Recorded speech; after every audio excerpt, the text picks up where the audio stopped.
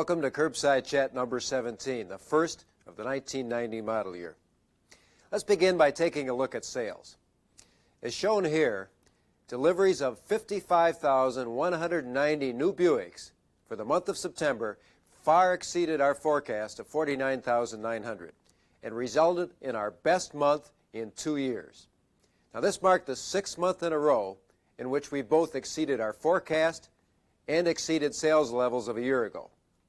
This is a great job. Some of the specific highlights for September were Century sales were the highest in 2 years. Regal sales were the best this calendar year, and Electra sales were the highest in 20 months. Now, sales through the end of September also marked the end of the 1989 model year. Results show an increase of 1.2% over last year in total sales and a 2.4% increase in retail sales. Our joint effort and the positive press that has resulted is paying off.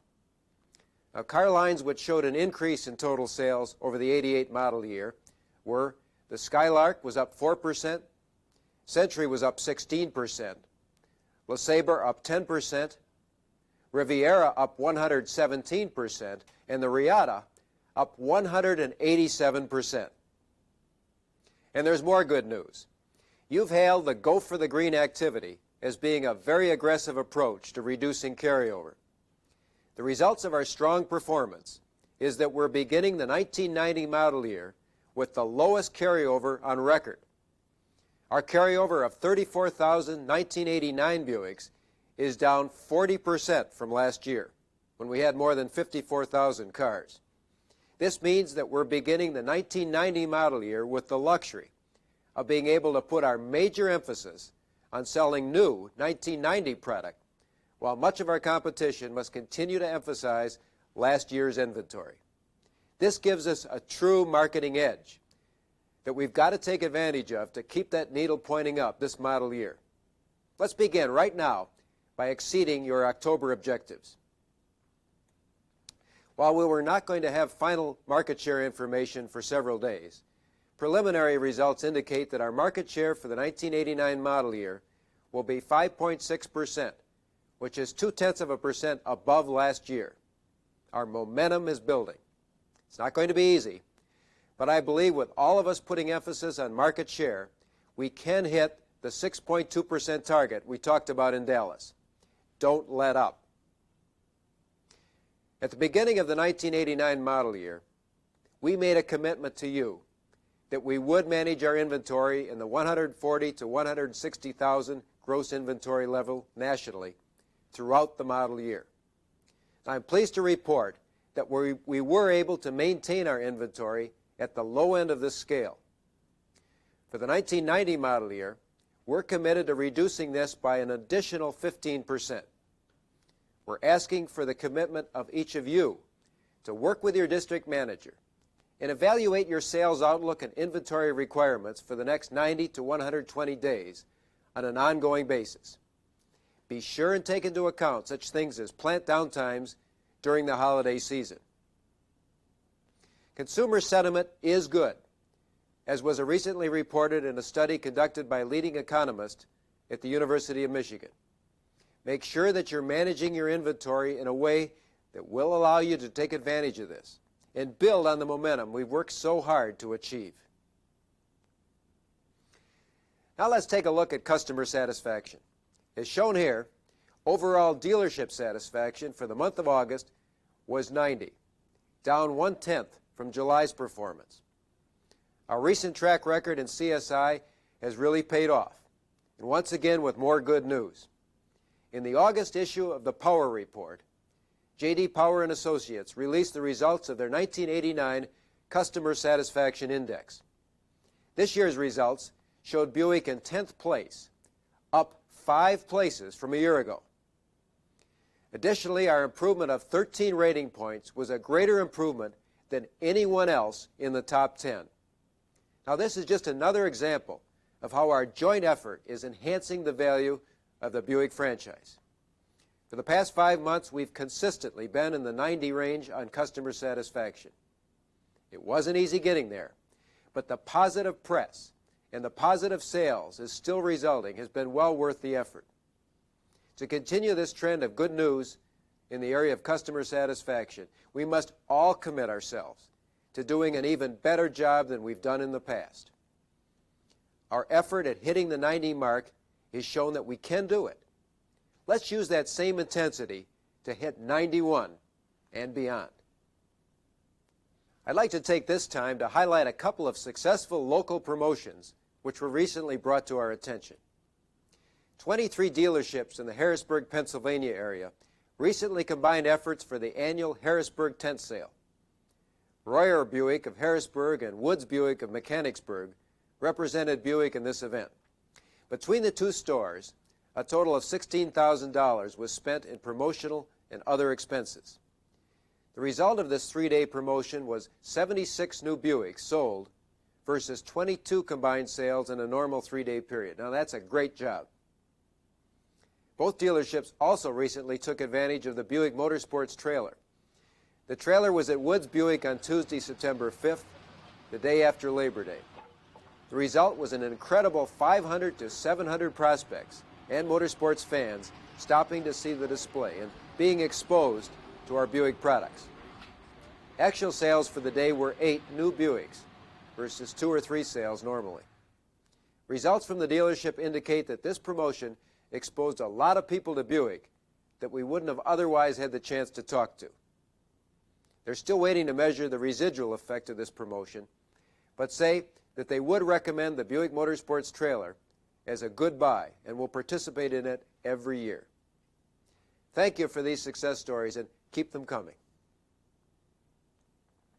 Well, as we indicated in our last tape, we've invited Buick's comptroller, Dick Payne, to bring us up to date on our pricing strategy for the 1990 model year. Dick? Thanks, Ed. I appreciate the opportunity to speak with you again this year to outline Buick's 1990 pricing and incentive strategies. As you prepare your tactics for increasing sales and recapturing market share, I feel it is important that you have a comfortable understanding of the rationale behind our pricing and incentive strategies for the coming model year. By now, I'm sure you are aware that for 1990, Buick increased prices 3.4%. This average increase comprehends a modest 2.5% base car economic increase and a 0.9% increase attributable to product improvements, primarily related to the inclusion of the supplemental inflatable restraint system, commonly known as airbags. Our 1990 price increase compares favorably with new model pricing announced by many of our competitors. Ford recently released their 1990 introductory prices, reflecting an average increase of 3.9%. Chrysler's 1990 prices have an increase of an average of 5%. Over the past 4 to 5 years, we at GM and Buick have significantly improved our price position versus our major Japanese competitors. And for the most part, these improvements continue into the 1990 model year. Although Toyota's 1990 average price increase of 1.8% is below Buick's 3.4% average, Honda has announced price increases averaging 4.4%, and we estimate Mazda prices will increase approximately 4.3%. Adequate information is not available at this time to provide an accurate assessment of Nissan's 1990 pricing, but we do anticipate having this information available prior to our 1990 competitive manual mailing. To show how Buick's increase translates into actual dollars on a per-vehicle basis, we have developed this chart. Each price increase comparison is based on our most popular model and option package. On most car lines, our price increases have remained consistent with the 3.4% average. Of particular interest is the almost non-existent price adjustment reflected in our 1990 Century. Our most popular Century model, a custom with package SC, has increased only $9 in 1990. By contrast, the 1990 Riata reflects our highest increase, both in terms of dollars at $1,635 and as a percent over 1989 at 6.1%. It should be noted that 1990 Riata prices were impacted significantly by the addition of driver's side airbag. In addition, the Riata benefits from a newly designed instrument panel and a new key-activated anti-theft system. A number of you have expressed concern over Buick's increasing prices when GM's earnings are good and market share gains are becoming increasingly difficult. We believe our 1990 prices are very competitive and our products provide an excellent value for the money. Frankly, we anticipate no conflict between our announced increases and our efforts to build market share. As we continue to build quality cars, equip these cars the way customers want them, and price them competitively, we'll gain market share. It's that simple. We constantly wrestle with the notion of reducing car prices and completely eliminating incentives. Although the prospects for selling cars in an incentive-free environment is desirable for both of us, we do not anticipate the competition allowing us an opportunity to completely eliminate incentives in the near future. Since the discontinuation of option package discounts, we have been extremely successful in implementing graduated rebates based on vehicle content. Our current graduated rebate scale, which ranges from $200 to $1,000 per vehicle, was designed to take advantage of the sales momentum we've built over the past 8 months. Because of their ability to offer large incentives to consumers with no dealer participation, we believe graduated incentives are extremely marketable. It's the notion of the more you buy, the more you get. We think our customers can understand the logic behind this theory, and our dealers support this approach. For the remainder of the 1990 model year, whenever retail incentives are necessary, we plan to employ graduated incentives on the majority of our product lineup. Dealer incentives will remain the incentive of choice on the Park Avenue Ultra, the Riviera, and the Riata. Hopefully, this knowledge can aid you in ordering the proper balance of inventory to meet your specific market needs. In the months ahead, we will try to eliminate some of the inequities created by graduating our rebates. We recognize the potential for lost business at the lower price levels when our incentives are disproportionately high on the SD and the SE packages. Rest assured, we'll rectify these problems to ensure our incentive strategies allow Buick dealers to remain competitive at all price segments. Do not hesitate to order a good balance of inventory, including SB and SC package units, if they meet the needs of your market. In summary, I'd like to challenge each and every one of you to study our 1990 prices, become experts on the incentive opportunities available, and be creative in selling your customers on the benefits our strategy offers. Be knowledgeable of what your competitors' pricing and incentive strategies are, and utilize the comparisons outlined in the competitive manual to your advantage. Build upon the many positives our pricing and incentive strategies offer. Our new premium value Skylark models, priced and contented to increase Buick's volume potential in the lower segments of the compact market. Our 1990 Century lineup, with freshened styling and a refreshing price, will be a sure winner for mid-size buyers. And our newly remodeled LeSabre, 1989's domestic quality king, and dollar for dollar, one of the best buys on the Great American Road. Take advantage of our aggressive 1990 incentive program, which proudly boasts some of America's strongest consumer incentives. Become comfortable with our graduated rebate strategy and promote the advantages it offers you. For 1990, the premium value equation is simple. Quality cars with exceptional content at great prices. Combine that with aggressive incentives, and I'm confident that the strategy we have for 1990 will reap great benefits for both of us. Thanks, and I look forward to speaking with many of you in the months ahead. Thanks, Dick. Now, we have received a number of inquiries about the transit coatings being applied to our 1990 Century models. And as you can tell, there isn't universal agreement on it. First comes from Charlie McGlumphy of Bedford, Ohio. He said, what is Buick or GM overall doing to combat acid rain? The use of coatings on Centuries hasn't worked, and we're receiving cars that are already stained. Another from Neil Derrick of Cahota, Missouri. He said, please discontinue the spray-on protective coat. It's difficult to remove without spots and streaks on arrival, and nearly impossible after a few days.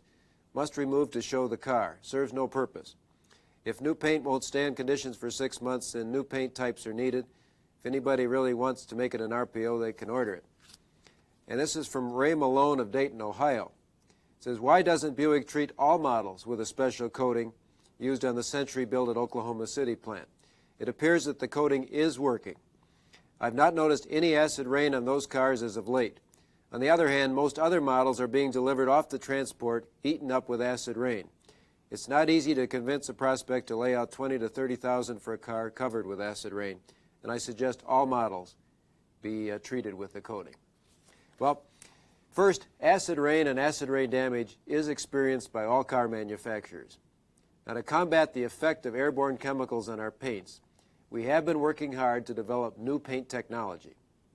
Our Riata was introduced at the beginning of the 1990 model year, utilizing the first of this new technology, a new clear coat paint. Information at this point indicates that it has been successful in resisting damage caused by acid rain, and this new clear coat will be introduced on LeSabre and Riviera during the 1990 model year. But because of the expense and the complexity of this new technology, it doesn't appear that the new paint will become available for the other car lines in the near future. So for this reason, we've made the decision to apply a transit coating to the Century and the Regal car lines. Century was introduced at start of production, and Regal will follow this month. Transit coating reduces acid rain damage by preventing exposure of newly painted surfaces to the atmosphere. Now, it maintains this protection for up to about 4 months if left on the car. It does become difficult to remove after 4 months.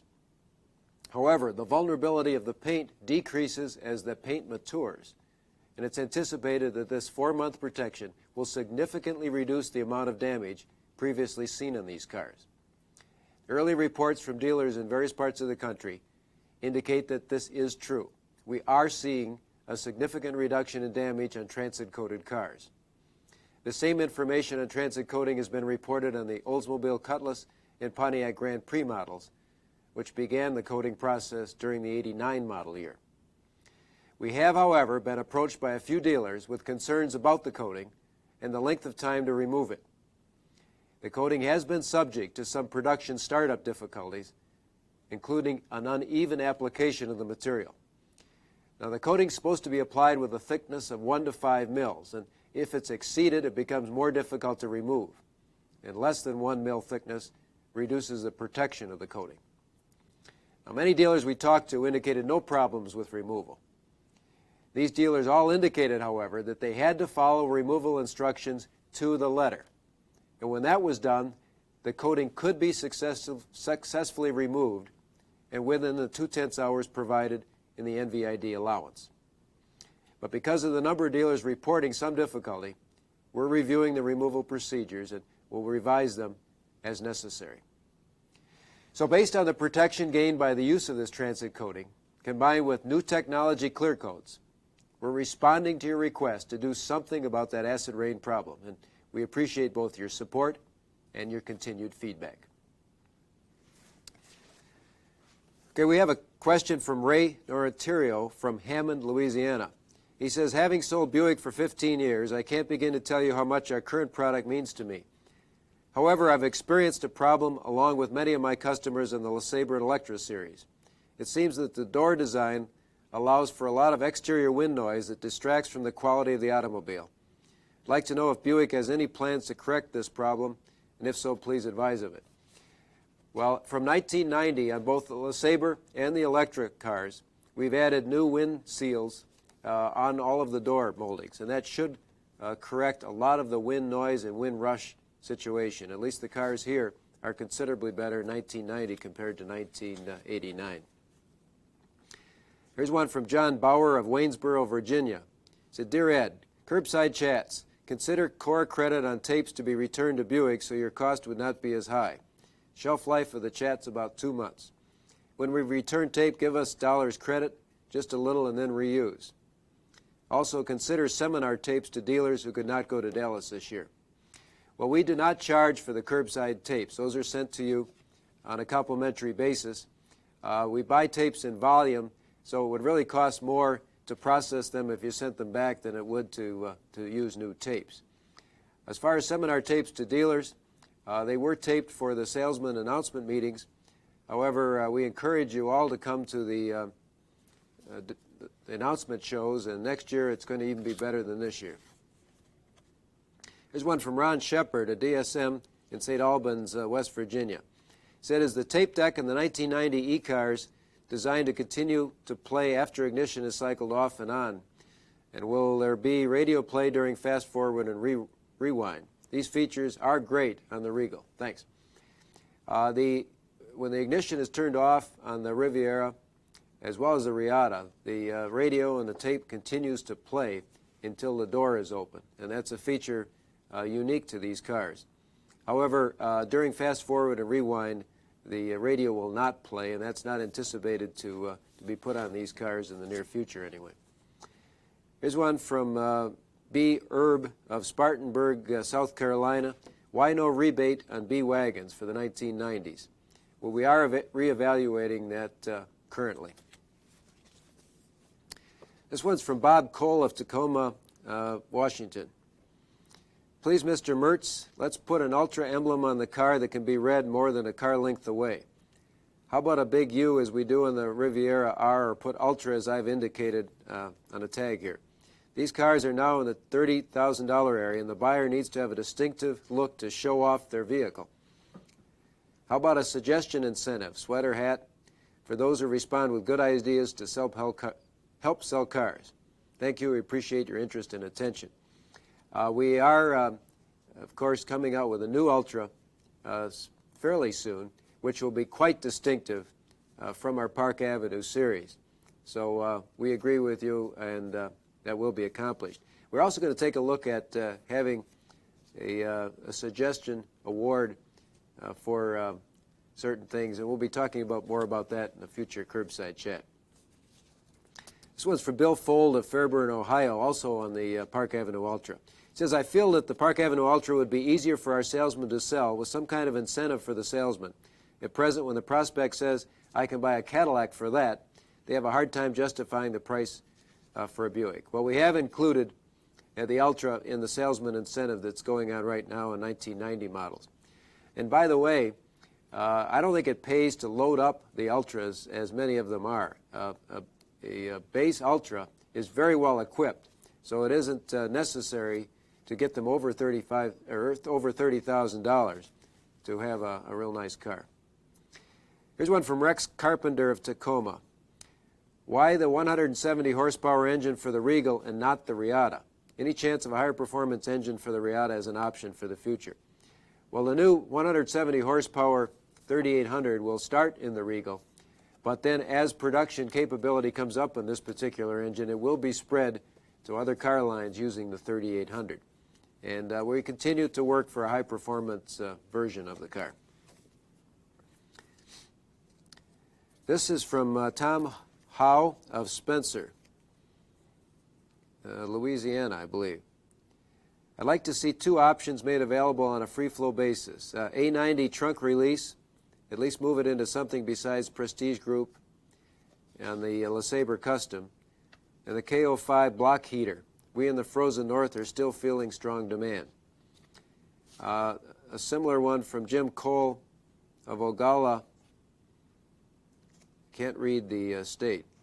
We need free flow power seats, right and left hand, and all Electras, Parks, and LeSabres. Well, we appreciate your input in this. We continue to look at our option packaging to get them packaged as best you can sell them. and so that we have no wasted options, but there's good value in each of the packages. So let us know on this. The block heaters we have looked at fairly recently again, and the sales are very low on block heaters. There are aftermarket choices available that you can install for your customers, and based on the lack of sales we have in the past, we will not be offering block heaters, at least in the near future. This one is from B. Zeff of San Antonio, Texas. On some models, the turn signal indicator lights are hidden from view when the steering wheel is tilted. And he questions the safety aspects of this. Well, the tilt wheel, of course, has many positions it can be in, and usually the customer will tilt it so they're most comfortable in driving positions and viewing of the instrument panel. And that's the reason for that. Just because the steering wheel will always obscure some things in the instrument panel, it's possible to put it in a position which will obscure things, but we rely on the customer's good judgment to put it where they can see the controls. This one's from Bob Furman of Cleveland, Texas.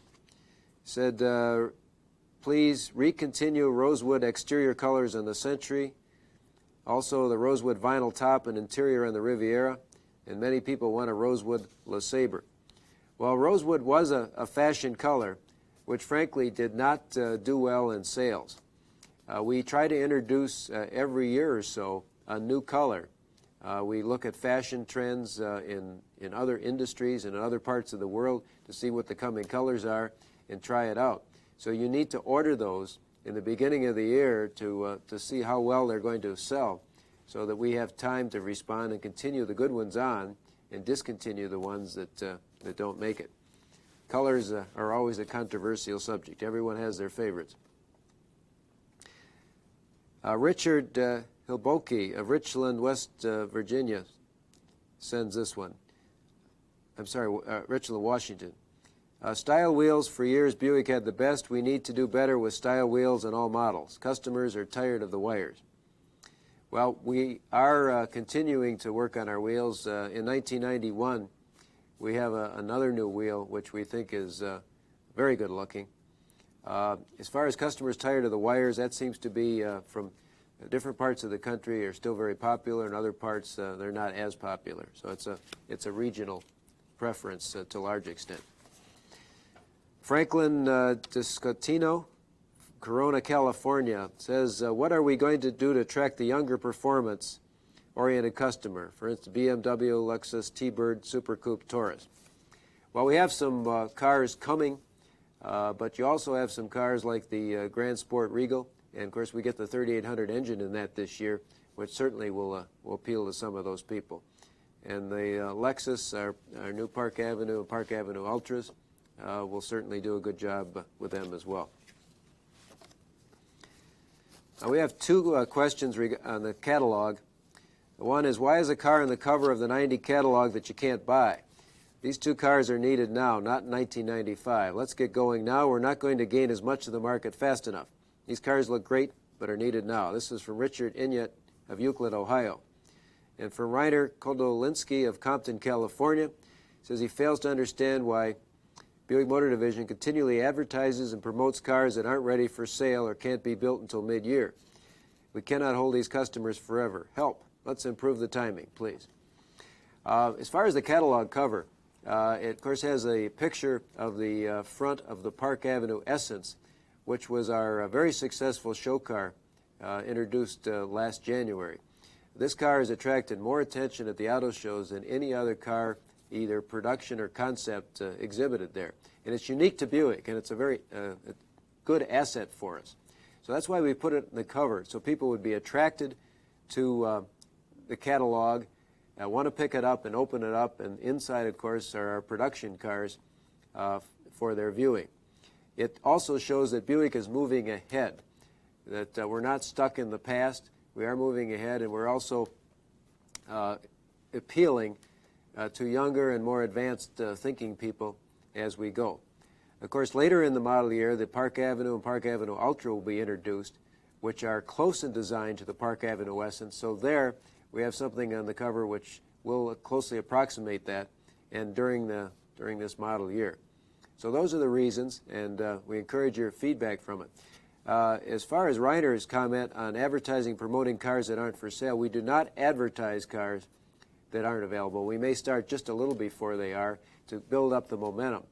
But if you're referring to the four-door Regal that's in the catalog, we had to do that because we really have one printing of the catalog. And rather than redo it at great expense, it was put in there to begin with. And it will allow you to capture those people who may be waiting for a four-door to say, wait for the Buick, rather than buying another one on the market now. So you can use it to your advantage. And the last card comes from Paul Cook, fleet manager of Dick Layton Buick in Little Rock, Arkansas. It says, Mr. Mertz, a word of appreciation for another great new car announcement. Buick's on a roll. Highlight of the seminars was participation with Mr. Bob Coletta. Keep the quality up, stay tuned with dealer needs, hold the line on price, and our check writer, Mr. USA Consumer, will beat a path to our door. Keep up the good work. Well, thanks, Paul. We appreciate that input, and we appreciate the input from all of you. As I mentioned before, we get a lot of cards every month, and we read every one of them, and we don't have a chance to answer them all here on Curbside Chats. But they are all analyzed and fed into our system for action. Some we have acted on, and others we use for input for the future. So keep the input coming, and good luck for the coming month. See you next month.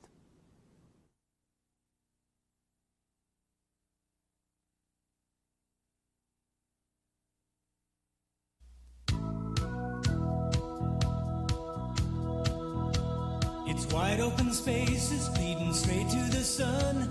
Your spirit is soaring with you. The great American road belongs to Buick. It's the promise of freedom. You can feel it inside on a road that leads to your dreams. Oh, the great American road belongs to Buick. It's a feeling of power, of substance and style. You know that you're on your way. The great American road belongs to Buick. Oh, the moment has come to go your own way. The road, your Buick and you. Oh, the great American road belongs to Buick.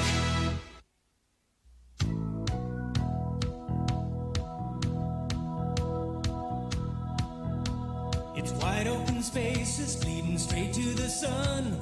Your spirit is soaring with you. The great American road belongs to Buick. The moment has come to go your own way. The road, your Buick.